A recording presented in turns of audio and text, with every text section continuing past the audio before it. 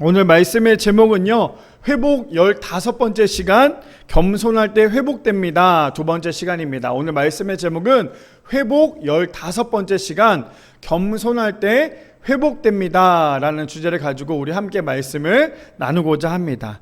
이번 주도 참 더웠어요. 그렇죠? 이번 주 정말 이 여름이 언제까지 갈지 모르겠어요. 지금 계속 기상청에서는 이미 기록을 깨고 있다라고 얘기할 정도로 매일매일 날씨가 매일매일 덥죠. 하물며 저녁에도 계속 끊임없는 열대가 이어지고 있는 것 같아요. 예전에 많이 더웠다라고 했던 그 기록을 깨어진다면 어쩌면 작년에도 올해처럼 많이 더웠죠. 어쩌면 이게 매년마다 더 많이 더워지지 않을까요? 저번에도 말씀드렸지만 정말 지구가 아프다라는 것이 이번 여름을 통해서 정말 많이 실감이 나는 것 같아요. 과연 지구가 아프다고 했을 때 우리에게 얼마나 큰 타격이 올까라고 생각을 했거든요. 근데 이 여름이 너무 더워지고 끊임없이 이어지는 이 여름을 볼 때마다 이건 정말 위기구나라는 생각이 참 많이 드는 것 같아요.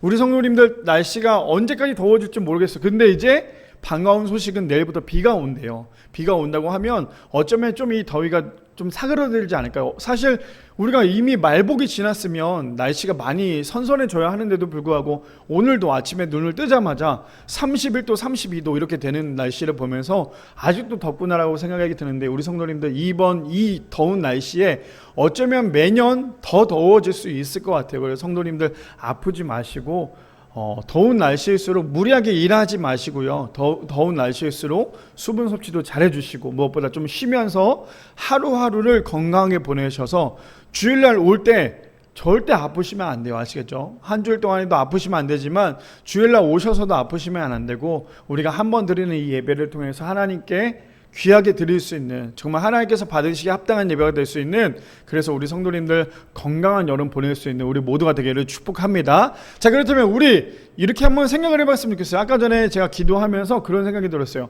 예배의 주인이 누구일까요? 예배의 주인이 누굴까요? 우리일까요? 우리가 주인이라면 우리는 예배를 좀 편하게 드려도 되겠죠. 그렇죠? 예배가 우리가 주인이라면 좀 늦게 와도 되는 거고, 좀 내가 내 입맛에 맞게끔 와도 괜찮겠지만, 예배의 주인은 누구냐면 하나님이세요. 하나님이 예배 주인이시라면 우리가 오늘도 이 드려지는 한 번의 예배지만 이 한 번의 예배를 정신 바짝 차려서 하나님의 시선에 우리가 고정될 수 있도록 오늘도 우리가 이 예배를 드려야 된다는 거예요. 매주마다 드려지는 예배 가운데 우리가 하나님의 시선에 머물지 못하고 있다면, 오늘도 이 예배 한 번 드리는, 한 주일 동안에 한 번 드리는 예배 우리가 정말 그냥 왔다 그냥 가는 거라면요, 사실은 이 예배가 우리에게는 좋지 않은 영향을 끼칠 수밖에 없다라는 거예요. 무슨 말이냐? 이 예배 한 번 드리는 예배, 우리의 삶의 예배가 되어야 되지만 오늘도 우리가 다 같이 모여서 함께 드리는 이 예배가 하나님께서 받으시기에 합당한 예배, 무엇보다 산제사 드릴 수 있는 예배. 그래서 이 한 번의 예배를 통해서 우리의 심령이, 우리의 모든 것들이 하나님을 향해서 집중할 수 있는 귀한 예배가 되기를 소망합니다. 제가 왜 이런 생각이 들었냐면, 이번 한 주 동안에 계속 끊임없이 묵상을 했어요. 오늘 말씀에 나오는 이 백부장에 대해서 묵상을 해보니까, 이 백부장이 왜 그렇게 예수님께서 아주 그냥 너무나 큰 칭찬을 줬냐라고 생각을 해보니까요, 이 백부장을 통해서 백부장의 삶을 보니까 하나님께서 너무너무나 흡족한 삶을 살았던 거예요. 그렇다면 우리도 마지막 천국 가는 그 전날 열심히 살아가는 게 아니라 하루하루를 열심히 살아야 하나님께서 우리의 삶을 통하여 흡족해 하지 않을까라는 생각이 듭니다. 바라기는 우리 모든 성도님들, 우리 지금 계속 시리즈로 나갈 거예요. 겸손할 때 회복되어진다. 그렇다면 이 겸손할 때 회복되어진다 줄만 듣고 끝나시면 안 돼요. 진짜 우리가 겸손해지려고 노력해야 된다는 거예요. 그리고 겸손해야 된다는 거 반드시 기억하는 우리 모든 성도님들 되시기를 축복합니다. 자, 말씀 들어가기 전에요, 톰 레이너 목사님께서 이런 말씀을 하셨어요. 어떤 말씀을 하셨냐면, 사역을 진행할 때 대부분의 큰 실수는요, 하나님의 일을 내 힘으로 하려는 생각에서 비롯된다. 저거는 정말 너무 뼈저리게 느끼는 정말 팩트죠, 팩트. 사역을 진행할 때요, 사역을, 하나님의 일을 감당할 때, 우리가 세상의 일도 마찬가지지만 그 중에서도 가장 중요한 건 뭐예요? 사역을 감당하는 거. 교회 안에서 사역을 감당할 때 가장 중요한 건 뭐냐면요, 가장 큰 실수가 뭐냐면요, 하나님의 일을 내 힘으로 하려고 하는 생각 때문에 우리는 자꾸만 무너질 수밖에 없다. 근데 저는 저 메시지가요, 우리 성도님들의 삶 가운데 적용이 돼야 되는데 어떻게 적용이 돼야 되냐면, 저기서 말하는 저 사역은 그냥 단순히 교회에서만 사역하는 건가가 아니에요. 우리가 살아가면서 우리의 직장에서, 우리의 삶에서, 우리의 일터에서도 반드시 우리는 사역을 하고 있다는 거예요. 왜요? 우리는 하나님을 믿는 사람이잖아요. 하나님을 믿는 사람은 교회에서만의 사역이 아니라요, 세상 곳곳에서의 내가 걷고 있고 생활하고 있고 일하고 있는 그 모든 곳이 다 어디예요? 사역지라는 거예요. 그렇다면 우리가 바짝 정신 차려야 될 것은, 사역을 진행할 때, 우리가 삶으로 살아갈 때 가장 큰 실수가 뭐냐면 내 생각대로 살아가는 거예요. 내 생각대로 살아가면 가장 안타까운 게 뭔지 아세요? 가장 많이 스트레스를 받아요. 내가 이만큼 계획했는데 왜 안 되지? 내가 계속 쓰러질 수밖에 없어. 그런데 그게 가장 큰 실수라고 얘기를 하는 거예요. 왜요? 하나님의 일이든 내 일이든 간에 가장 중요한 건 뭐냐면요, 내가 내 힘으로 하는 것이 아니라 하나님의 힘을 의지하여서 우리가 살아가야 한다는 거예요. 그런데 이거 하나 아세요? 하나님께 집중해서 하나님의 일을 의지하지 않고 가는 거는 결국에 뭐냐면 교만이에요. 내가 할 수 있다. 내가 충분히 할 수 있다. 내가 할 수 있으니까 걱정하지 않아도 된다. 우리가 살면서, 우리가 가족을 이루고 가정을 이루면서 살면서 가장 힘들 때가 언제인 줄 아세요? 지금 우리 가정 가운데 물질이나 건강이나 이것저것 어려움이 왔을 때 사실 우리가 할 수 있는 게 아무것도 없잖아요. 그럼 우리가 해야 될 건 뭐예요? 하나님께 매달릴 수밖에 없는 거예요. 근데 우리가 하나님께 매달리지 않고, 아니야 내가 조금 더해서 하면 되지, 내가 하면 되지라고 생각할 때마다 우리는 계속 마이너스의 인생이 될 수밖에 없다라는 거예요. 그런데 오늘 말하는 것처럼 사역을 진행할 때 대부분의 큰 실수는 하나님의 일을 내 힘으로 하려는 생각에서 비롯된다라고 얘기하는 것처럼, 우리의 모든 삶의 현장에서 우리가 살아가는 그 모든 것 가운데 내 힘이 아니라 하나님의 힘으로 모든 것을 감당할 수 있는 우리 모든 성도님들 되시기를 축복합니다. 우리가 자꾸만 교만하면요, 자꾸만 넘어질 수밖에 없어요. 그런데 하나님, 나는 할 수 없지만 주님은 가능하십니다, 주님께서 하시면 가능하십니다라고 우리가 하나님께 고백할 때, 하나님은 그때 우리를 통해서 여전히 일하고 계신다라는 거예요. 바라기는 내가 내 삶 가운데 내 주인이 되는 것이 아니라 하나님이 나의 주인이 되시고, 하나님을 통하여서 내 삶이 하나님의 영광만 드러내고 하나님의 이름만 드러내고, 무엇보다 나는 죽고 주님만 살아갈 수 있는 우리 모든 성도님들 되시기를 축복합니다.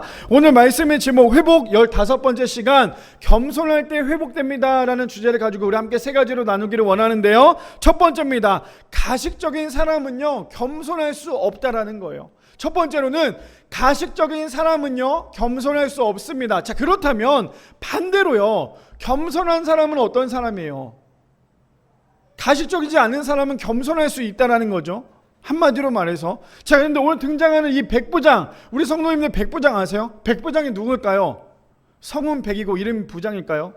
제가 옛날에 그만큼 참 성경에 대해서 몰랐을 때 백부장이 성이 백이고 이름이 부장인 줄 알았어요.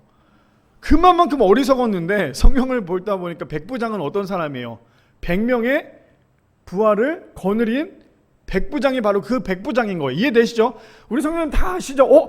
진짜 그랬나? 지금 여기 보니까 뭐 한두 분은 백부장이라는 분이 그랬구나 라고 생각하시는 분들도 있겠지만, 백부장은요 100명의 부하를 거느리고 있는 군인을 얘기하는 게 이 백부장이죠. 근데 오늘 이 백부장이 얼마나 훌륭했던지, 왜 예수님께서 그 백부장을 정말 그렇게 평가를 하셨는지, 우리가 백부장을 통해서 오늘 이 겸손이 어떤 건지를 제대로 아시고 가셔서, 이게 정말 예수님께서 칭찬할 만한 사람이었구나 라는 것을 우리가 깨달을 수 있는, 그래서 우리 모두 다 백부장 같은 인생을 살아갈 수 있는 우리 모두가 되기를 축복합니다. 자, 우리 함께 볼까요? 말씀 볼까요? 누가복음 7장 1절에서 5절에 보니까 이렇게 시작합니다. 예수께서 모든 말씀을 백성에게 들려주시기를 마치신 후에 가버나움으로 들어가시니라 라고 시작을 합니다.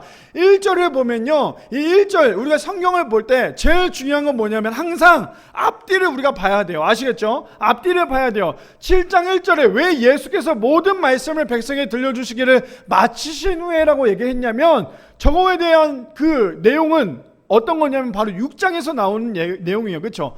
전장의 내용을 계속해서 이어서 나간 게 바로 이 7장 1절이에요.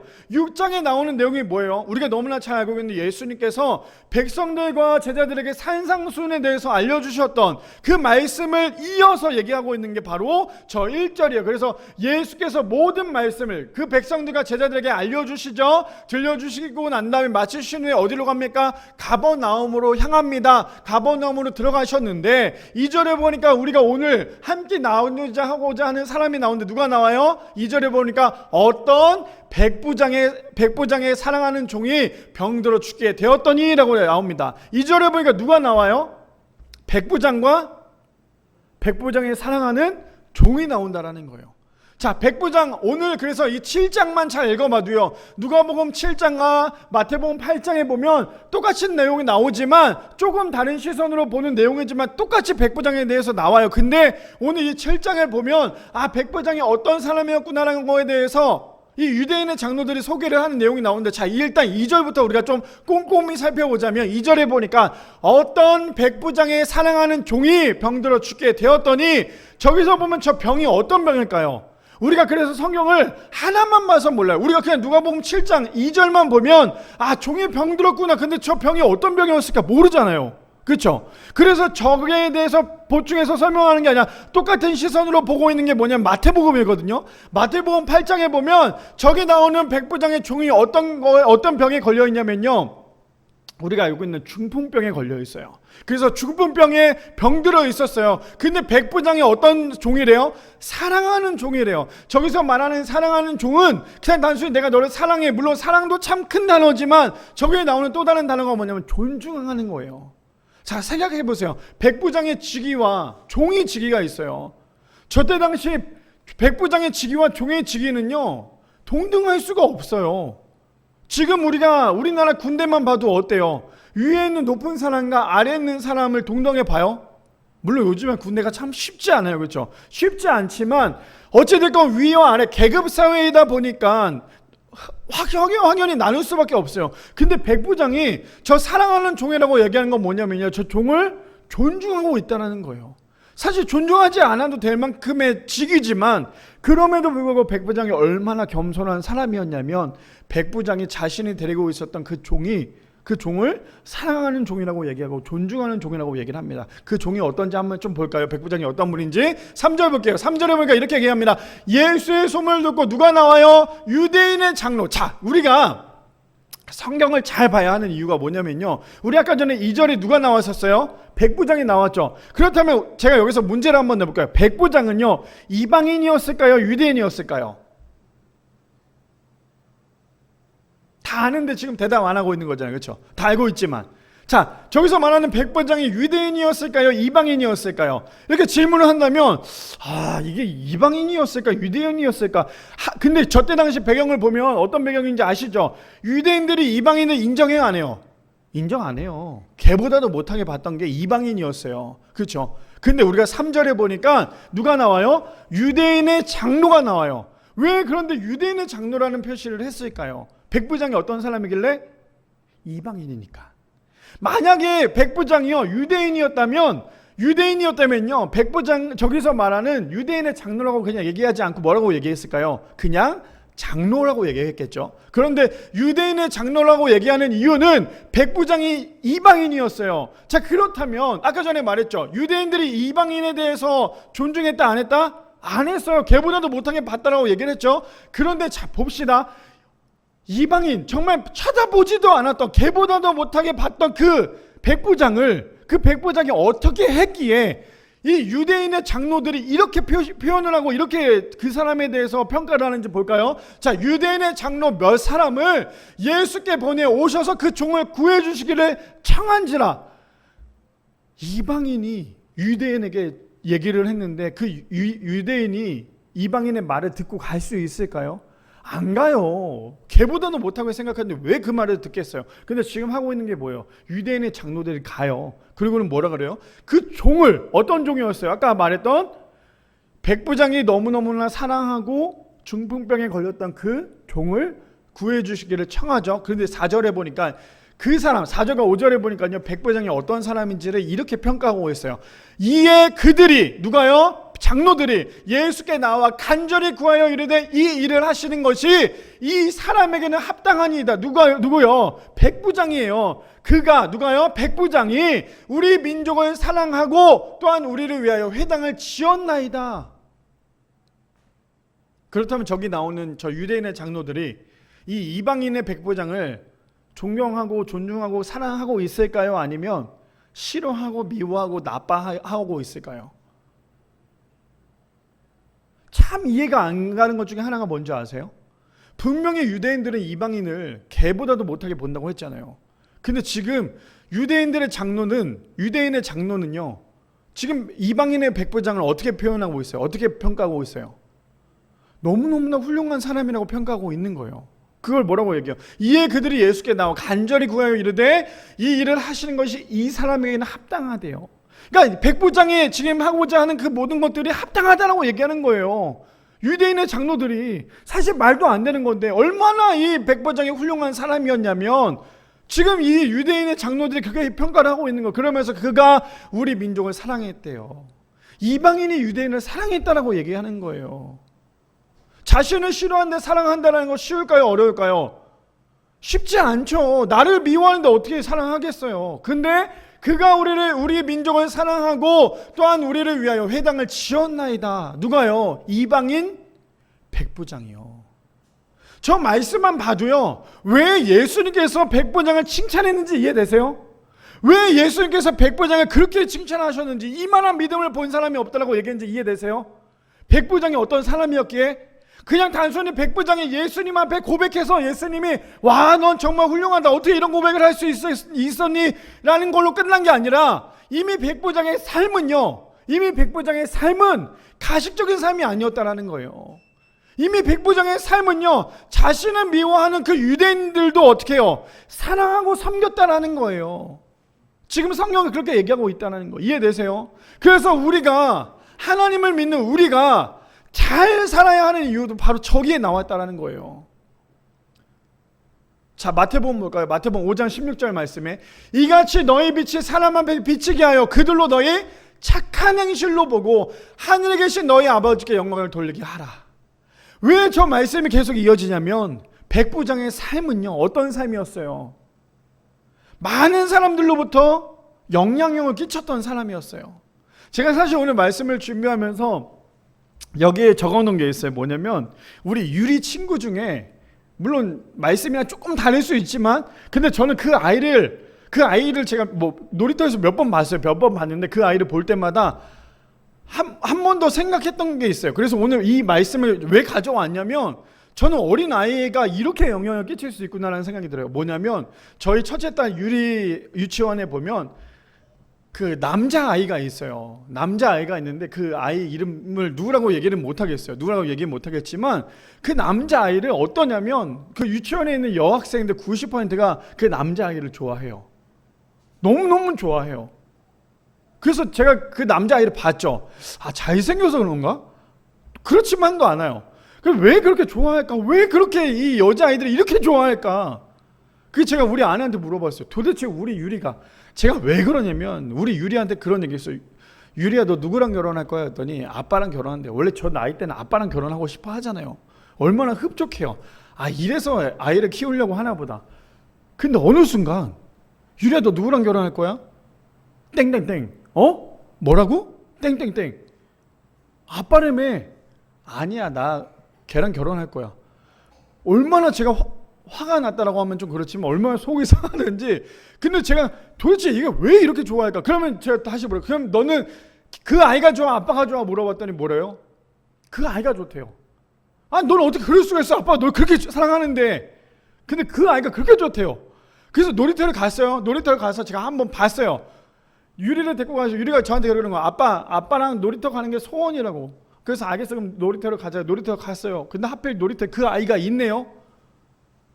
놀이터에 있는 그 1시간 동안 저한테 한 번도 안 오는 거예요.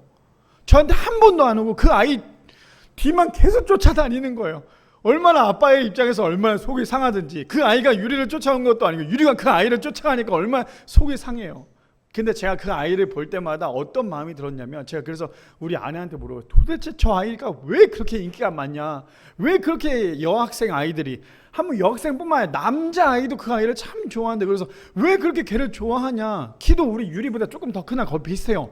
왜 이렇게 좋아하냐 물어봤더니, 이 아이는 노가 없어요. 노가 없어요. 그러니까 싫다는 게 없다라는 거예요.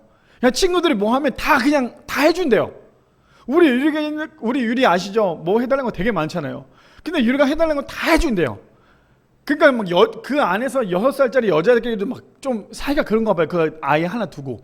근데 그 아이를 볼 때마다 제가 왜 갑자기 도전이 되냐면, 그 아이는 노가 없다라는 거예요. 그러니까 싫다라는 게 없다는, 무조건 다 해준다라는 거예요.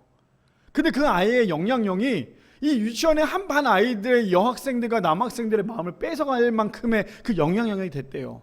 제가 왜 갑자기 설교 시간에 이걸 가져왔냐면, 하나님을 믿는 사람은요, 그런 마음이 되어야 된다는 거예요.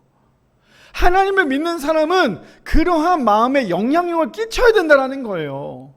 모두가 나를 좋아하게끔 내가 가식적으로 그 사람에게 뭔가 허세를 부리면서 그 사람이 나를 좋아하게끔 만드는 게 아니라, 그냥 내 자체가 그리스도인이 되어야 된다는 거예요. 내 자체가 그냥 예수님을 믿는 사람으로서, 저기서 말하는 게 뭐예요? 빛이 되어야 된다는 거예요. 우리가 빛이 되면 뭐라 그래요? 우리가 빛이 됐을 때 우리가 어둠을 밝힐 수 있어요. 근데 16절에 이같이 너희 빛이 사람 앞에 비치게 하여 그들로 너희의 착한 행실을 보고, 그 다음 뭐래요?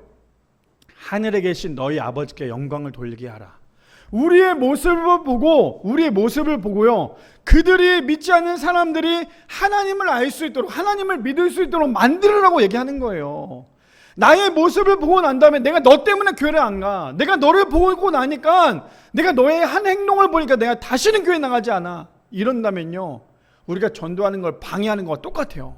근데 우리의 모습을 보고, 여전히 우리는 부족하지만 우리의 모습을 보고 믿지 않는 사람들이 내가 너의 모습을 보니까 교회 한 번쯤은 한번 가봐야겠어 라고 생각을 한다는 건 오늘 말씀, 나오는 그 말씀이에요. 너의 착한 행실을 보고 하늘에 계신 너희 아버지께 영광을 돌리게 하라. 지금 저 말씀이 좀 전에 말했던 그 아이가 어쩌면 지금 말하는 성경에 나오는 백부장의 삶과 똑같지 않았을까요? 백부장이 어떻게 하고 있어요? 백부장의 삶을 통하여서 많은 사람들이, 하물며 백부장을 싫어하는 유대인들이 백부장의 평가를 할 때 어떻게 해요? 저 사람은 참 멋진 사람이고 저 사람 참 대단한 사람이라는, 그래서 저 사람에게 해야 되는 그 모든 것들을 당연히 해줘야 된다고 얘기할 만큼 그 백부장은 삶으로 보여준 사람이었다는 거예요. 자, 그뿐 아닙니다. 갈라디아서 6장 7절 말씀해 보니까 이렇게 얘기합니다. 스스로 속이지 말라. 하나님을 업신여김을 받지 아니하시나니 사람이 무엇으로 심든지 그대로 거두리라라고 얘기해요. 제가 몇 번이고 저 말씀을 인용을 했었죠. 저 말씀에 우리가 참 무서운 게 뭐냐면요, 우리가 심는 대로 우리는 거두게 된다라는 거예요.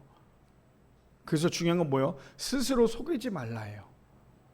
가식적으로 살지 말라라는 거예요. 허세 부리지 말라라는 거예요. 왜요? 하나님은 속지 않으신 분이기 때문에. 그러면서 뭐라 그래요? 사람이 무엇으로 심든지 그대로 거두리라.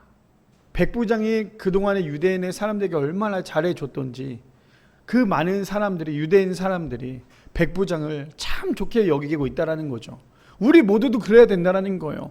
교회 안에서만 우리가 뭔가 좀 훌륭한 사람처럼 보이는 게 중요한 게 아니라 우리의 삶으로, 아까 첫 번째 주제가 뭐였어요? 가식적인 사람은 겸손할 수 없다라는 거예요.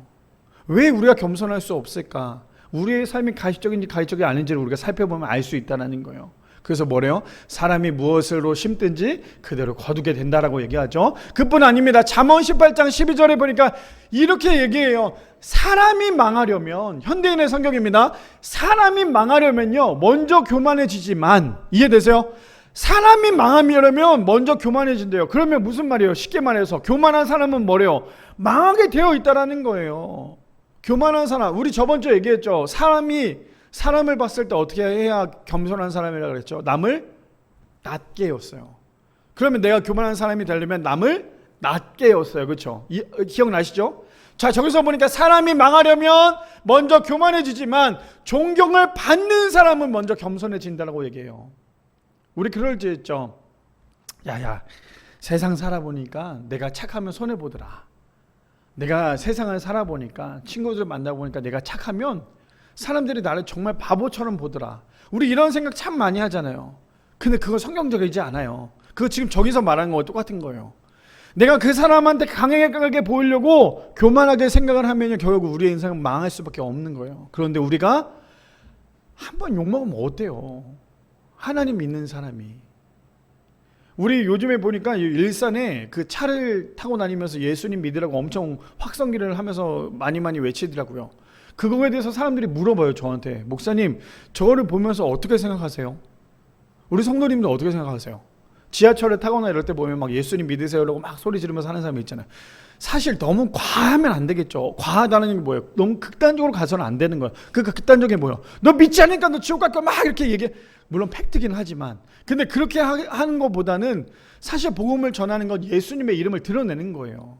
근데 저에게 그런 질문이 왔을 때 제가 뭐라고 얘기했냐면, 제가 하지 못하는 걸 해서 참 대단한 것 같아요. 저는 그렇게 얘기를 했거든요.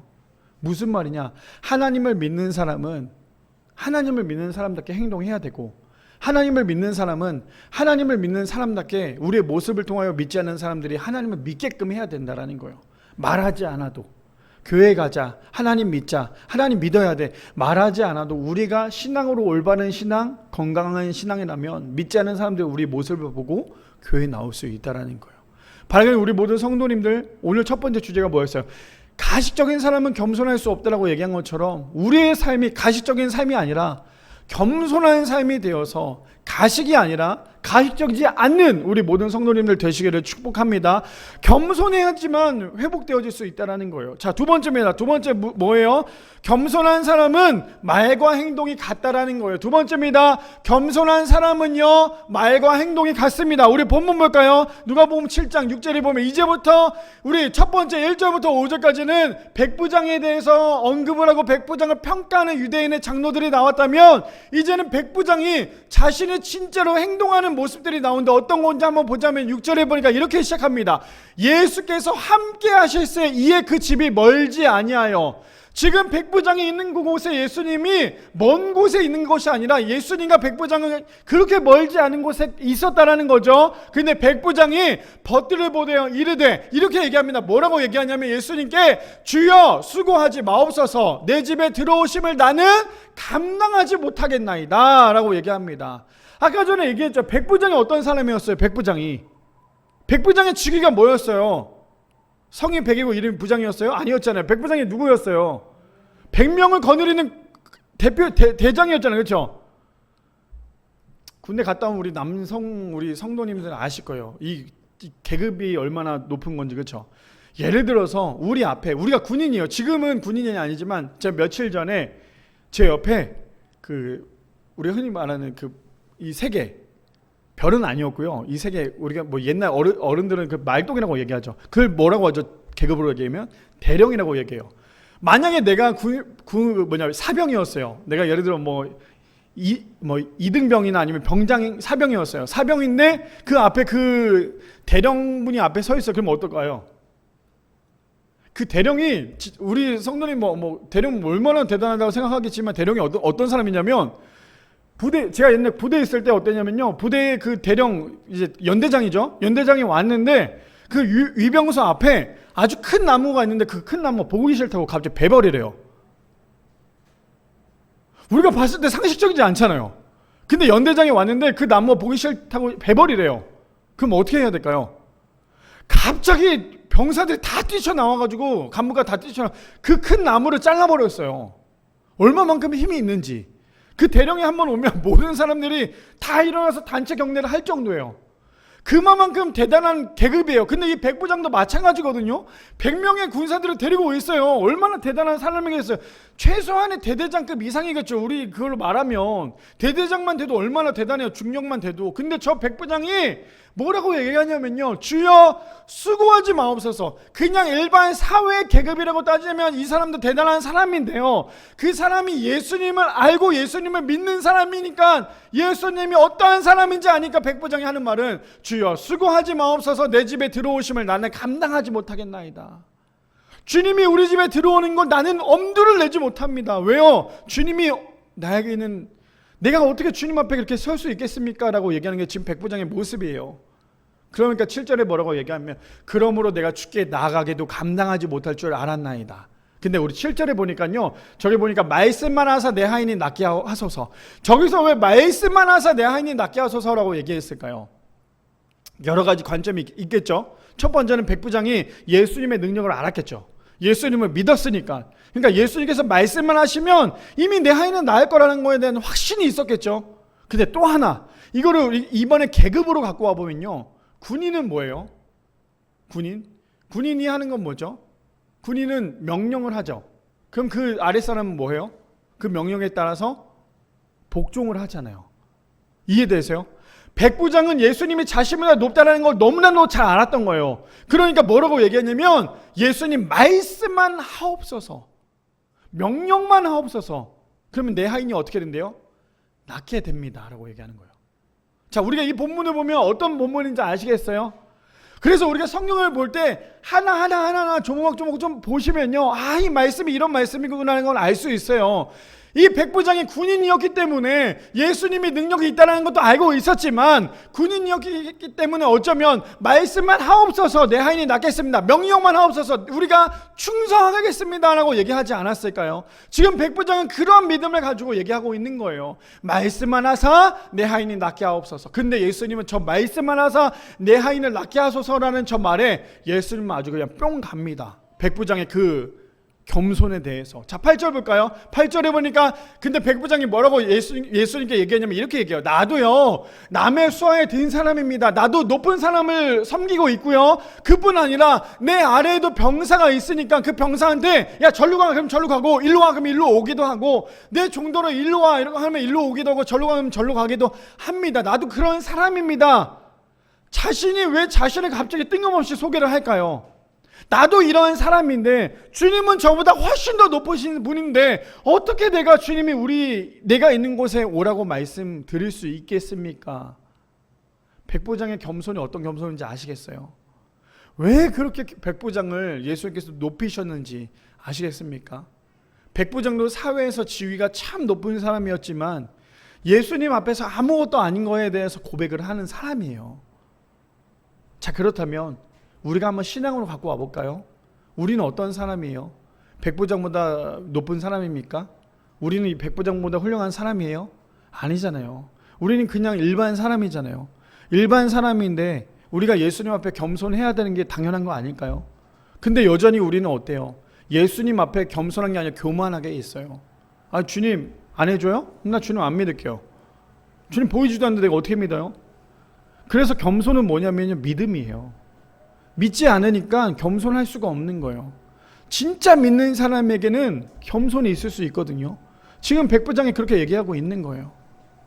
자, 그뿐 아닙니다. 그래서요, 이 백부장이 왜 그토록 예수님에 대해서 그렇게 말씀을 하셨는지, 왜 백부장의 믿음이 있었는지 로마서 10장 17절에 보니까 이렇게 얘기합니다. 우리 성도님들 이거 다 아셨으면 좋겠어요. 왜냐하면 17절에 이렇게 얘기해요. 그러므로 믿음은 들음에서 나며. 믿음이 어디서 난대요? 들음에서 난대요. 하나님의 말씀을 들어야죠. 설교를 들어야죠.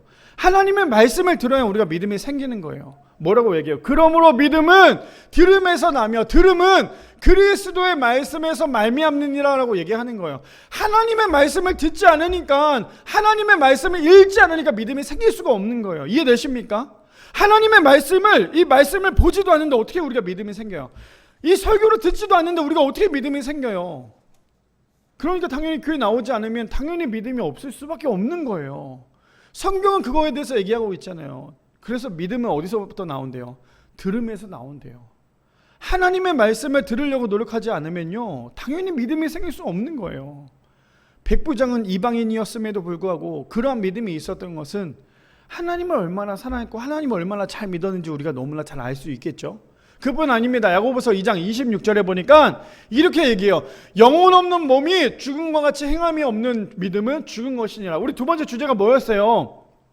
겸손한 사람은 말과 행동이 같아야 된다고 얘기하는 거예요. 믿음도 마찬가지거든요. 지금 말했죠. 겸손과 믿음이 동일한 이유가 뭐냐면 믿음도 마찬가지로 말과 행동이 같아야 돼요. 믿음이 있다고 하면서 말과 행동이 다르면 그 믿음이 있는 거 아니에요. 겸손한 사람은 말과 행동이 같아야지만 겸손해진다고 얘기한 것처럼 믿음도 마찬가지로 믿음이 있는 사람은 말과 행동이 같아야 된다는 거예요.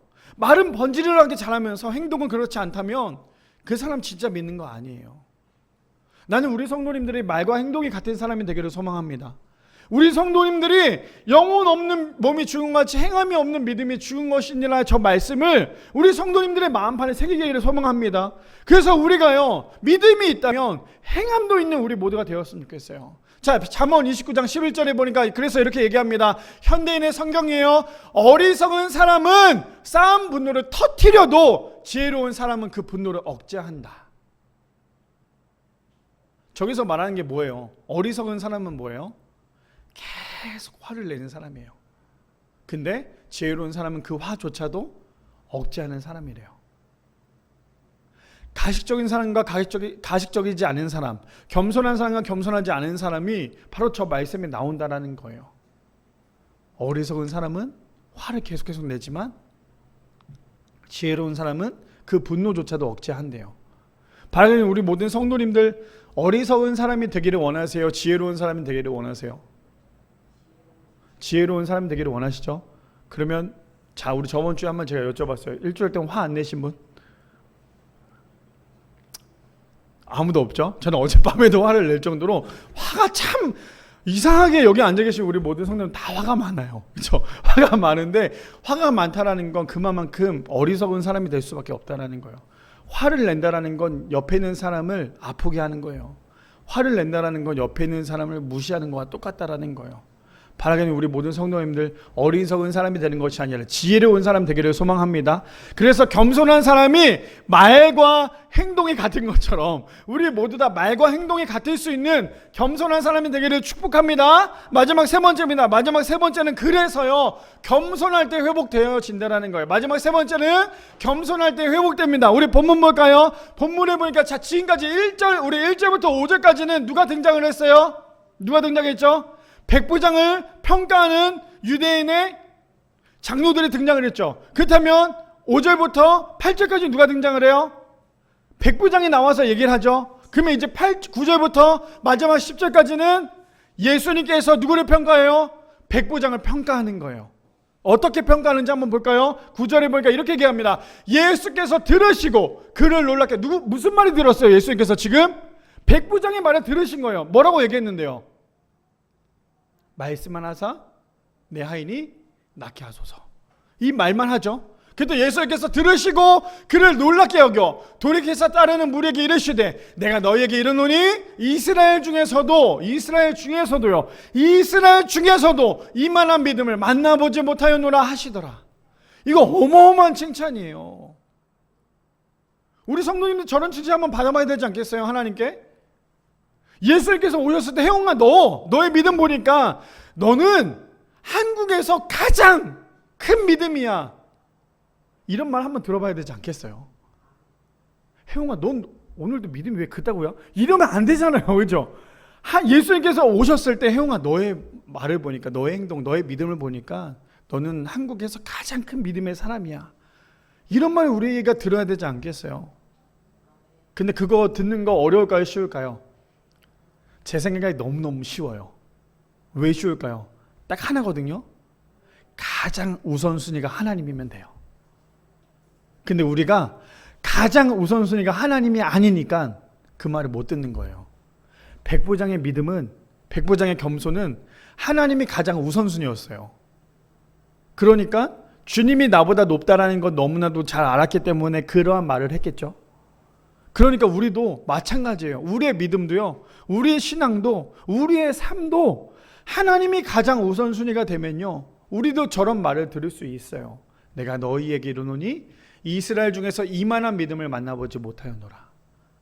아니 예수님께서 저런 말을 하셨다고요. 내가 지금까지 보니까 이스라엘 중에서 너만한 믿음을 만나보지를 못했어. 아니 예수님께서 이런 말씀을 하셨. 우리 성도님 저 그냥 문자 그대로 보면요 그냥 그러려니 하겠지만요, 예수님께서 얼마나 많은 사람들을 만났겠어. 하물며 예수님이 따르고 있는 제자가 몇 명이에요? 아주 잘 따르던 수제자가 12명이잖아요. 근데 물론 12명만 뿐만 아니라 수많은 사람들이 예수님의 제자라고 하면서 따라다녔겠죠. 근데 그런 제자들을 봤음에도 불구하고 예수님이 그런 제자들에게 얘기한 게 아니라 누구에게 얘기해요? 백부장에게 얘기하고 있다라는 거예요. 아니 지금 나를 따르는, 내가 기적과 이적을 보여줬던, 그 많은 것을 보여줬던 그 제자들에게 그런 얘기를 하신 게 아니라 지금 예수님에게 얘기했던 그 백부장에게 저렇게 얘기를 하고 계시는 거예요. 그러니까 예수님의 제자들의 믿음보다 그 백부장의 믿음이 훨씬 더 컸다는 거잖아요. 그런데 더 놀란 건 뭔지 아세요? 10절에 이렇게 말해요. 보내었던 사람들이 집으로 돌아가 보매 뭐 하고 있어요? 종이 이미 나아 있었더라. 예수님께서 뭐라 말씀하셨어요? 예수님께서 백부장이 뭐라 그랬죠? 말씀만 하옵소서 내 하인이 낫겠습니다 라고 얘기하잖아요. 근데 예수님께서 지금 말씀하셨어요? 예수님께서 말씀 안 하셨잖아요. 예수님께서 만약에 그렇게 백부장에게 얘기했으면요, 예수님께서 뭐라고 말씀하셔야 돼요? 그래, 너의 하인이 나을 거야. 너의 하인은 지금 나았어. 이렇게 예수님께서 말씀하셔야 되겠죠. 근데 예수님께서 그런 말씀조차 안 하셨어요. 근데 어떻게 결과가 어때요?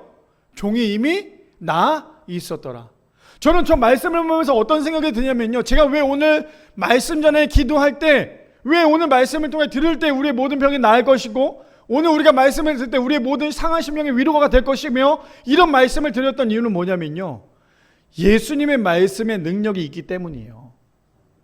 예수님께서 말씀하시지 않아도, 안수하지 않으셔도, 예수님께서 병을 쫓아내지 않으셔도 이미 그 백부장의 마음을 보시고 백부장이 원했던 그 사랑하는 종의 아픈 모든 것들이 이미 낫게 만들었다라는 거예요. 자, 그렇다면 우리 성도님 이렇게 한번 생각해 볼까요? 능력 있는 목사님이 우리의 머리에 손을 안고 안수하면 우리의 병이 나을까요? 나을까요? 자, 다시 우리 해웅 성도님이 지금 아파요. 감기에 걸렸어요. 근데 능력 있는 목사님이 와서 머리에 손을 안고 기도했어요. 나을까요? 그거 어떻게 알아요? 해보질 않아요. 그렇죠? 근데 중요한 건 뭐냐면 그 사람의 능력이 있어도요, 그 사람이 능력이 있는 게 아니라 예수님의 능력이 있는 거예요. 그래서 저도 이제 중간중간, 저도 청소년 사역을 오래 했지만 아이들 안수해 줄 때마다 항상 하는 게 있어요. 기도하기 전에 항상 아이들에게 먼저 하는 얘기가 있어요. 목사님, 이 손에는 능력이 하나도 없어. 중요한 건 너네들이 받는 거야. 어떻게? 예수님께서 낳아주실 거라는 거, 그 믿음으로 너네들이 받는 거야 라고 얘기를 해요. 제 손에는 능력이 있지 않아요. 저 오른손은 뭐 하겠어요? 밥 먹고 화장실 가고 뭐 하겠어요? 근데 제 손으로 역사하신 분이 하나님이신 거예요. 제 손에 능력이 있는 게 아니라 역사하신 분이 하나님이시라는 거예요. 이것을 믿는 우리 모든 성도님들 되시기를 축복합니다. 지금 백부장이 예수님께서 이만한 믿음을 본 적이 없다라고 얘기했을 때 그 결과는 그의 하인이 이미 병이 나았다라는 것을 이야기하고 있다라는 거예요. 겸손할 때 회복이 된다는 게 바로 저 메시지예요. 자, 계속 볼까요? 잠언 29장 23절 말씀 이렇게 얘기합니다. 사람이 교만하면 낮아지게 되겠고 마음이 겸손하면 영예를 얻으리라고 얘기하고 있어요. 왜 계속 성경에서는 우리 보고 낮아져라 겸손해져라라고 얘기하는 이유가 뭐냐면요, 겸손하면 하나님을 바라볼 수 없어요. 그때도 말했잖아요. 교회 나왔다고 해서 하나님 믿는 거 아니라니까요. 내가 얼마나 겸손한 사람인지 알 수 있는 거는요, 내가 오늘 하루에 눈을 떠서 자기 전까지 내가 하나님을 얼마나 많이 찾았느냐예요. 오늘도 내가 아침에 눈을 떠서 자기 전까지 하나님을 한 번도 찾지 않았다는 건 그것만큼 교만한 삶이 없어요. 성경에서 계속해서 얘기하는 거예요. 하나님을 찾는 자에게 하나님도 만나주실 거다라고 얘기하잖아요. 사람이 교만하면 낮아지게 되었고 마음이 겸손하면 영예를 얻으리라라고 얘기해요.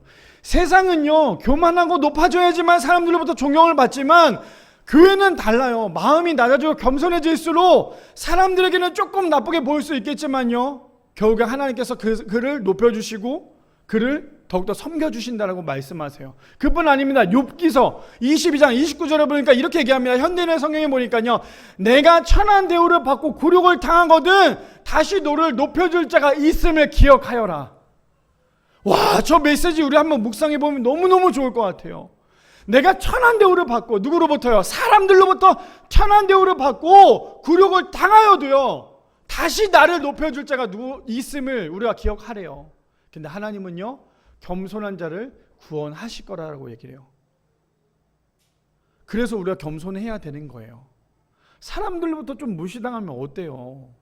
무시 안 당하려면 어떻게 해야 돼요? 그 사람을 우리가 밟고 올라가야 되잖아요. 그럼 결국엔 우리는 뭐예요? 교만해질 수밖에 없잖아요. 근데 우리가 사람들로부터 무시를 좀 당하면 어때요? 내 뒤에 계신 누가 계신데? 하나님이 계시잖아요. 하나님이 내 뒤에 계신다라고 생각을 한다면 사람들로부터 욕먹는 거 성경에도 나오잖아요. 예수님 때문에 욕먹는 건 복이다라고 얘기한 것처럼 우리가 자꾸만 낮아지는 우리 모두가 되기를 축복합니다. 그래서 낮아지려면 양보하셔야 돼요. 그 사람을 섬겨야 되고 믿어야 줘야 되고 사랑해야 된다는 거예요. 마지막 잠언 27장 1절에 보면 이렇게 얘기합니다. 너는 내일 일을 자랑하지 말라.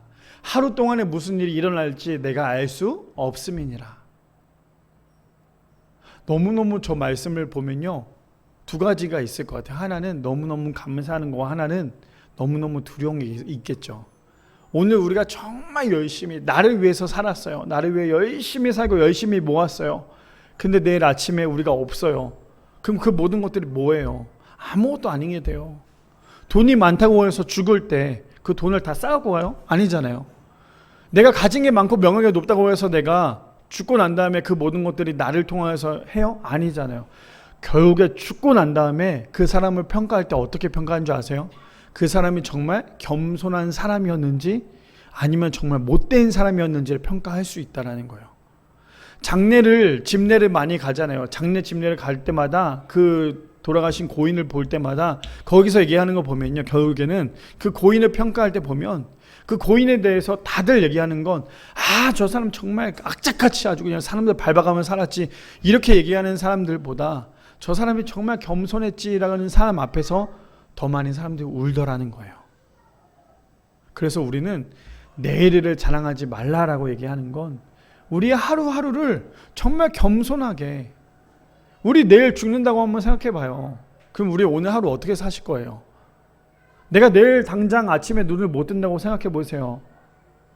우리가 준비조차도 못하고 간다고 한번 생각해 보세요.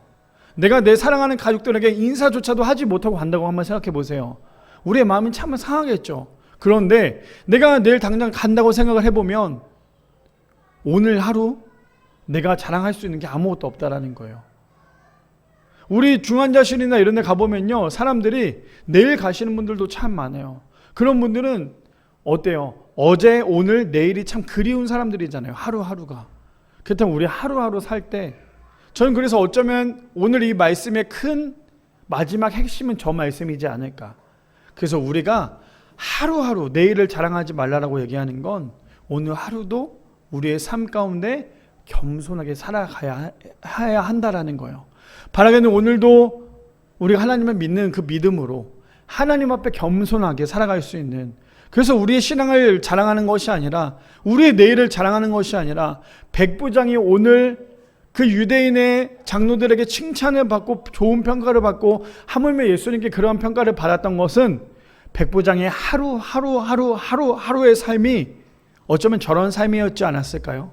그냥 당장 백부장이 지금 당장 겸손해서 그런 타이틀을 얻는 게 아니라 지금까지 그 이방인이었던 그 백부장이 정말 벌레만도 못하게 자신을 쳐다봤겠지만 그럼에도 불구하고 그러한 유대인들을 사랑해줬고 하물며 회당까지 지어줬던 그 백부장이 그 사람들 앞에서 더욱더 겸손하게 살았기 때문에 그들이 그 백부장을 더욱더 사랑하는 마음이 있지 않았을까요? 바라기는 우리의 삶 가운데, 우리가 하고 있는 일 가운데, 우리가 만나고 있는 사람들 가운데 때로는 그 사람들이 나를 너무나도 힘들게 한다 할지라도 그 사람들 앞에서 겸손하게, 성경에도 얘기하잖아요. 로마서에 악을 악으로 이기려고 하지 말고 악을 뭐라고 얘기해요? 선으로 이기라라고 얘기하는 것처럼 언제나 겸손하게 우리가 하나님 앞에, 사람 앞에 설 수 있는, 그래서 우리 모습을 통해서 하나님을 믿을 수 있는 정말 그리스도의 모습으로 살아갈 수 있는 겸손한 사람이 될 수 있는, 그래서 우리의 모든 것들이 회복될 수 있는 사랑하는 우리 교회 성도님들 되시기를 축복합니다.